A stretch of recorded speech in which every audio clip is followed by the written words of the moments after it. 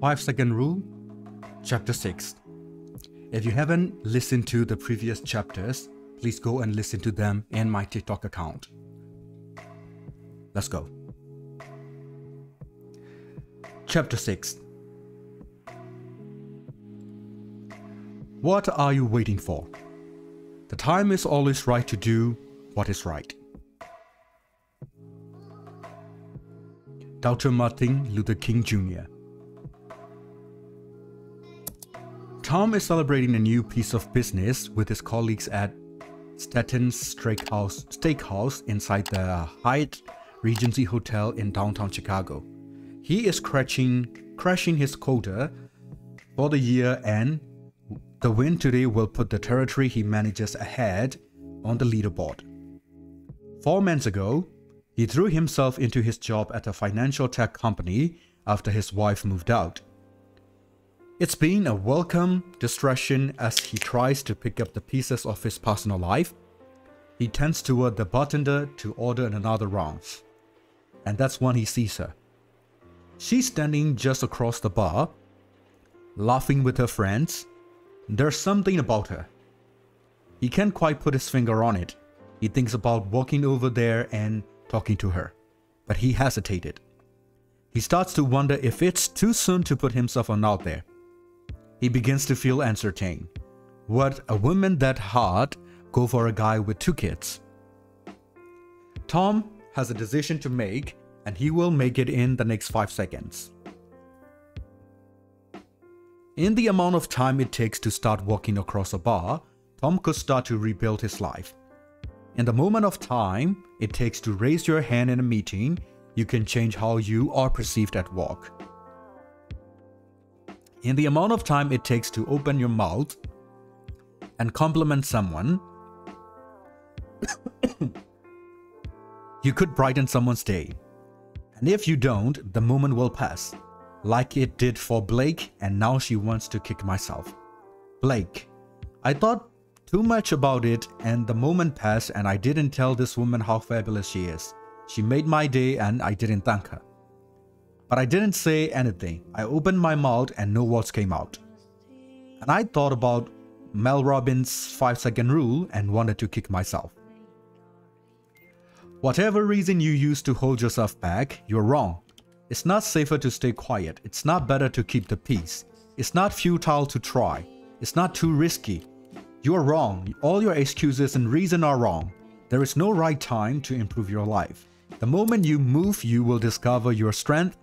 That's the way to bring the real you to the table, by pushing the real you out of your head into the wall. And the best time to do it is right now, when your heart tells you to move. We waste so much of our lives waiting for the right time to have the conversation.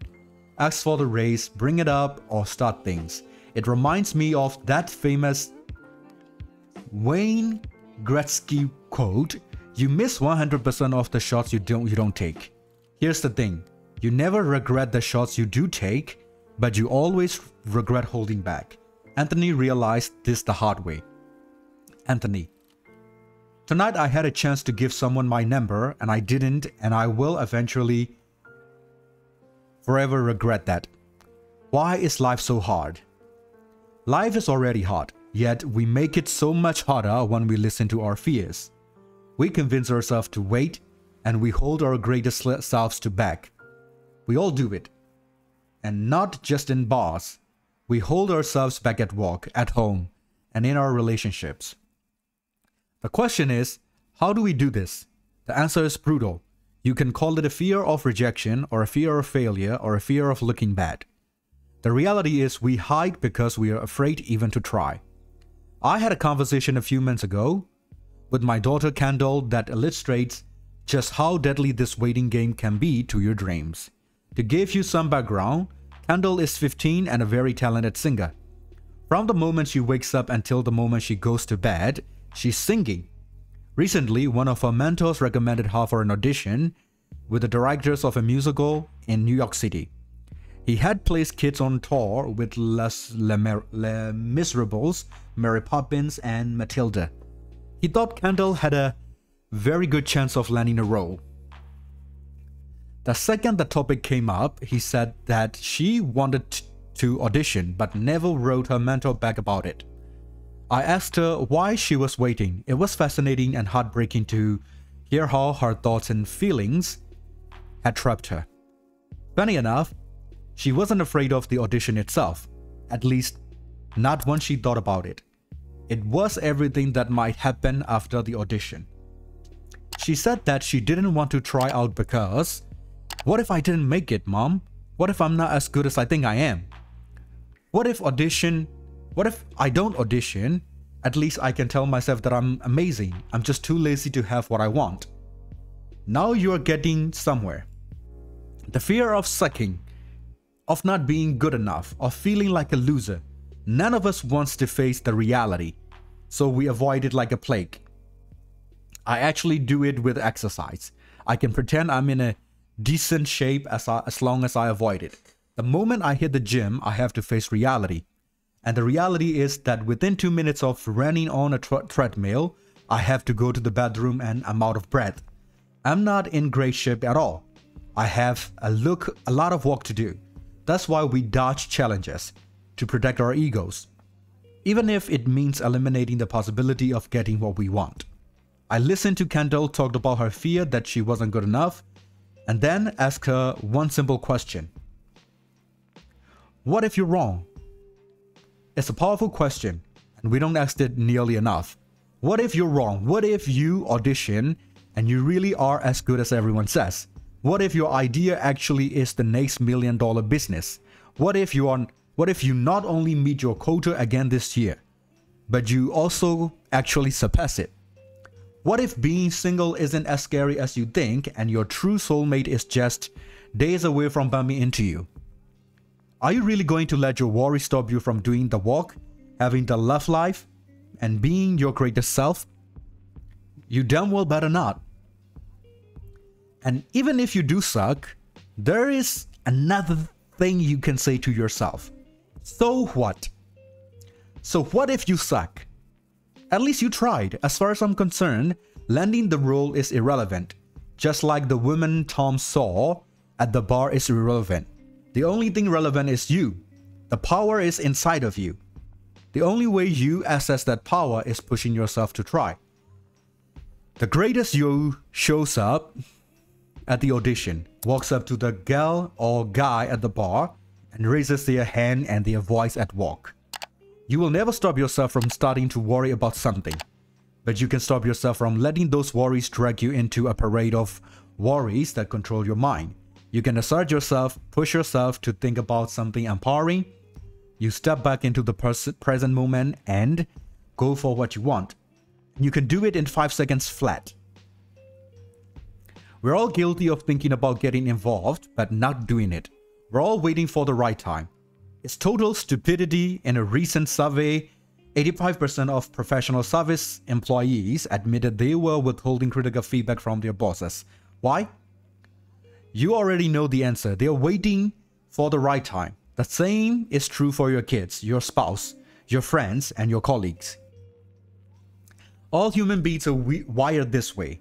One of the most insightful and enlightening aspects of Adam Grant's incredible book Originals, How Nonconformists Move the World, is when he describes how some of our greatest heroes are just like us in this simple regard. They hesitated, they doubted, and almost missed the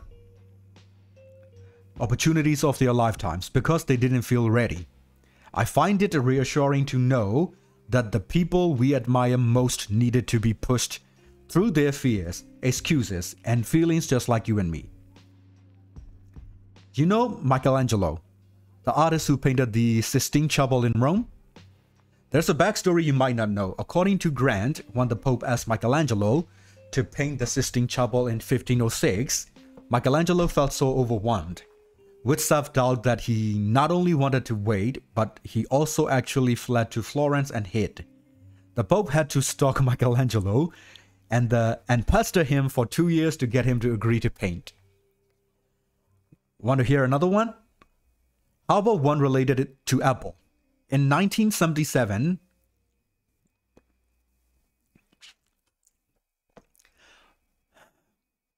One, an investor offered Steve Jobs and Steve Wozniak funding to launch Apple.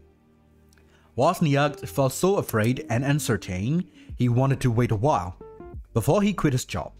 He didn't feel ready. He was pushed by Jobs, multiple friends, and his own parents to make the leap.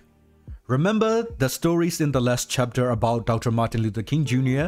admitting he would have declined the nomination to lead the Montgomery Improvement Association had he thought it through.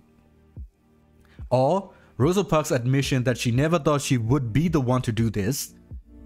In the moment, neither one of them stopped to think. They didn't wait to feel ready. That's what we all need to do. We are all capable of greatness. I believe that. It is our feelings and fears that convince us now is not the right time and keep us from achieving greatness. Grant then writes this line in his book, which made my heart feel heavy. We can only imagine how many Wozniaks, Michelangelos, and Kings never pursued, publicized, or promoted their original ideas because they were not dragged or catapulted into the spotlight. The question to ask yourself is this one: what are you waiting for? Are you waiting for someone to ask you, drag you, pick you, or catapult you into the spotlight? Or are you willing to find the courage to put yourself? Are you waiting to feel ready? Waiting for the right time? Waiting to gain confidence? Waiting to feel like it? Waiting to feel worthy? Waiting until you have more experience? Sometimes, there is no next time, no second chance, or no timeout. Stop waiting. It's now or never. When you wait, you aren't procrastinating. You are doing something more dangerous. You are deliberately convincing yourself now is not the time. You're actively walking against your dreams. Paula could have convinced herself that she would never qualify for a great job opportunity. She would have been very wrong.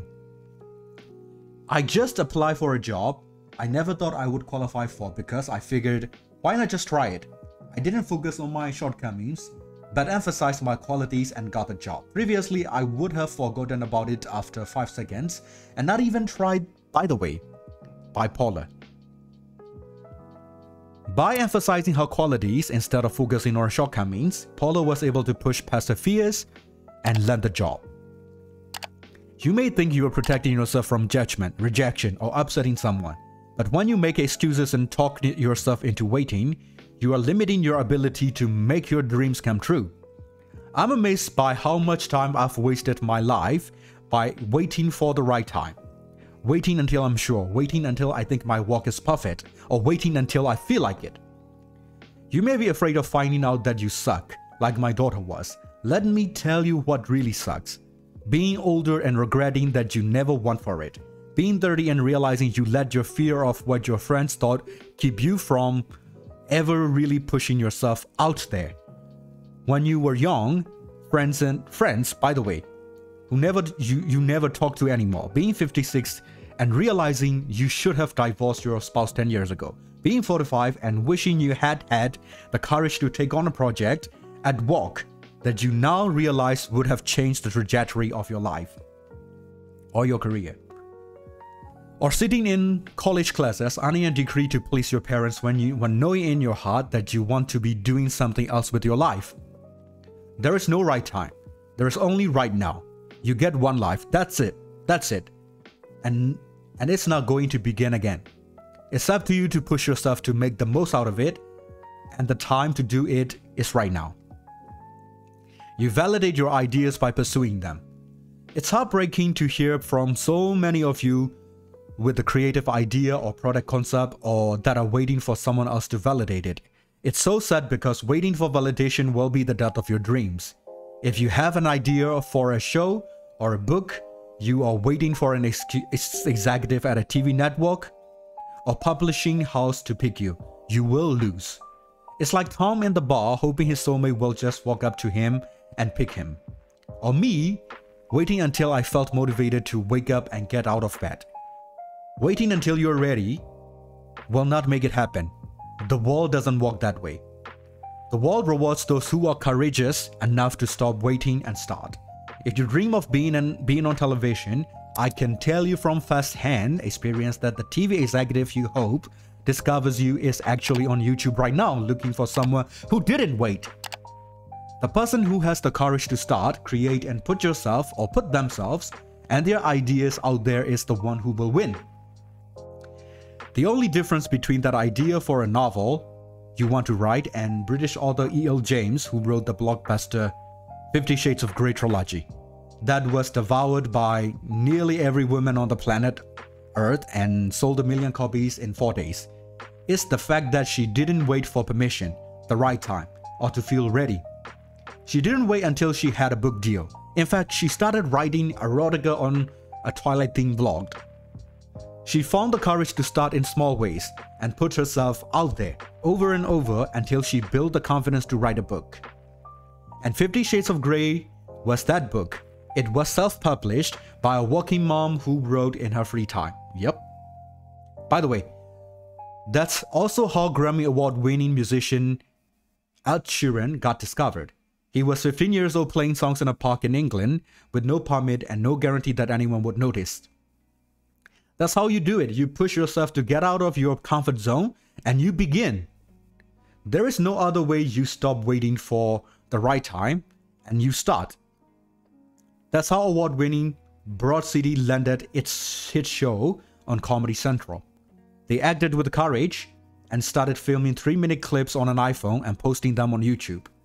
And every single YouTube star from Tyler Oakley to makeup tutorial phenomenon Michelle Phan to my drunk kitchen host Hannah Hart to Minecraft narrator Stampy Cat will tell you that if you had told themselves to wait until they felt ready or until they had a sponsor, they would still be living a boring life instead of creating a life of their dreams and laughing all the way to the bank. Waiting, thinking, and almost doing it don't count. As Kyra explains, to change anything you actually have to do it. Almost doesn't count. Kyra, 5, 4, 3, 2, 1, go! I almost didn't go to the block party my complex held last night because I was exhausted after work. I almost decided not to donate blood at the truck they had there. I almost didn't make the exposure to the nice nurse I met who was also donating. I almost didn't run back to my apartment to get my third-party tools to give her before I left. I almost didn't follow up with her this morning, and once she invited me over to go talk to her and her girlfriends about it, I almost didn't go because I was still in my PJs, had no expert lined up, and felt unprepared. But I did, and now I will be entering 2 new PCs tonight and 2 tomorrow. And I'm officially NLC qualified for September and I'm now halfway through October. The moral of the story is almost doesn't count. Just do it. The difference between people who make their dreams come true and those of us who don't is just one thing: the courage to start and the discipline to keep going. The rule is a game changer because 5, 4, 3, 2, 1 forces you to get out of your head and start, and it will 5, 4, 3, 2, 1 help you keep going. And that brings us back to Tom at the bar in the Hyatt Regency in Chicago. Will he start walking toward the girl across the room or decide to wait? Well, that depends. It depends on who is making the decision for Tom. Will it be Tom's heart that makes the decision or his head? Will it be Tom's dreams that win or will it be his fears? Rosa Parks offers some amazing advice for moments like this one. Tom needs to do what must be done. Tom knows in his heart what must be done. He needs to start living again. Waiting won't help. Waiting will only make it worse. When you sit with fear and uncertainty, your mind makes it expand. It's called the spotlight effect. And it's one of the many tricks your brain plays in an attempt to keep you safe. The fear Tom feels is real. The uncertainty is scary. The self-doubt can be crippling. No one wants to be rejected or feel like a fool. No one wants to find out that they suck. That's why the moment right before you walk into a networking meeting, a party, an interview, a cafeteria, or start walking towards someone you find attractive, it can feel daunting. We think about what could go wrong or how awkward it will feel if no one welcomes us, instead of all the possibilities. But safety isn't what Tom wants. Tom wants to build his life, rebuild his life, and find love again, and that's going to take courage. As scary as it is, taking that first step to the other side of the bar, Tom is about to discover that all the magic, wonder, and joy in life happens the moment he does. You can feel uncertain and be ready. You can be afraid and do it anyway. You can fear rejection and still go for it. 5 seconds of courage changes everything. Tom starts counting to himself 5, 4, 3, and by the time he gets to 2, he starts walking across the room.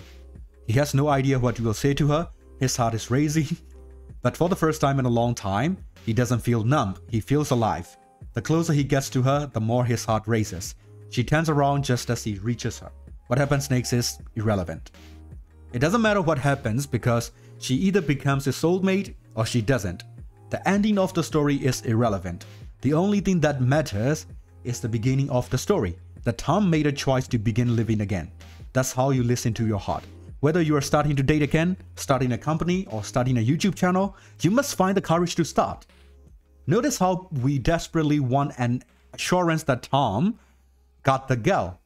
It makes for a great movie plot, but getting the girl isn't the point. Life isn't a Nicholas Sparks novel. Life is gritty and hard, and then suddenly it is brilliant and amazing.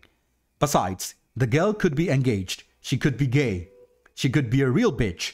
Even if she's amazing and they end up having crazy hot sex or go on to get married, the girl is not the source of power in the story. Tom is. The treasure in your life is buried within you. It's not inside of someone else. Tom is the source of power in his life, and you are the source of power in yours. You unlock that power when you listen to your instincts, and 5, 4, 3, 2, 1, push yourself to honor them. When you discover your inner true self, it will be the most important gift of all. This is by 𝕊𝕬𝕝𝕐𝕬𝕝. I have used the 5-second rule every day, multiple times since Dallas. It has helped me to clear out negative thoughts. It has helped me reach out to people and start conversations I might not initiate otherwise. It has brought my inner true self out loud. And that to me has been the most important gift of all. To be me and show my daughter how to do it too. Thank you, Mel. Jean-Baptiste also saw this. He wrote to me that he realized that nobody was going to come and get me to live the life that I want to live, and that taking action is the only way to create my own space in the wall. Jean-Baptiste. Hello. I just wanted to let you know that I admire the work you do and the ideas you share with the wall. I'm 19 years old, and watching your TED Talk and your other speeches allow me to realize that nobody was going to come and get me to live the life that I want to live. And that taking action is the only way to create my own space into the wall. I believe that everybody could bring something new and original to the world we live in. Seriously, you helped. Thank you for that. Keep changing the world one second at one time. With love, JB.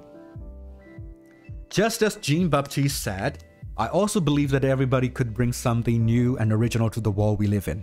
The potential for massive greatness exists inside of every one of us. The way that you activate the power of you is by finding the courage you need every single day to push yourself forward. When you listen to your instincts, get up and face the day, Mel. Suck it up and start walking, Tom. Take care of your nephew's gathering. Don't give up your seat, Rosa. It's clear what you must do. There is no debate when you follow what's inside your heart. The only thing that will quiet the chatter in your head is the decision to move.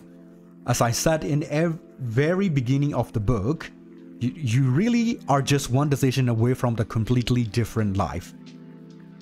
We are all so afraid of uncertainty that we want a guarantee before we even try. We want evidence that if we take a risk, we will get the girl. 2. Even if Tom gets the girl, it's not the proof that you will. Getting the girl or the guy, for that matter, is a numbers game. To play any game, you have to start. To win, you will need to keep going. If you want to make your dreams come true, get ready for the long game. Life is not one and done sort of deal. You've got to work for what you want. Do you know the game Angry Birds? Rovio, the brand that created the game, launched 51 unsuccessful games before they developed Angry Birds. How about the Avengers star Mark Ruffalo? Do you know how many auditions he did before he landed his first role? Almost 600. Even Babe struck out 1330 times. My favorite vacuum cleaner is the Dyson. And there's no wonder why it doesn't suck at sucking up the dirt. James Dyson created 5127 prototypes. 5127 prototypes. What? And this last one will blow your mind. Picasso created nearly 100 masterpieces in his lifetime. But what most people don't know is that he created a total of more than 50,000 works of art. Did you see that last number? 50,000. That's 2 pieces of art a day. Success is a numbers game, and you are not going to win it if you keep telling yourself to wait. The more often that you choose courage, the more likely you will succeed. When you 5, 4, 3, 2, 1 push yourself forward, you will discover the magic in your life, and you open yourself up to the wall, to opportunity, and to possibility. You might not get the girl, the part, or the response you wanted, but that's not the point. In the end, you will get something way cooler. You will discover the power inside of you. Hold on, let me overthink about it. Alright, that's all for chapter 6. If you haven't listened to the previous chapters, please go to my YouTube channel and TikTok account to listen all of them. And tomorrow, I'll be reading chapter 7. You will never feel like it. That's all for today. This is Danny the Reader. See you on the next one.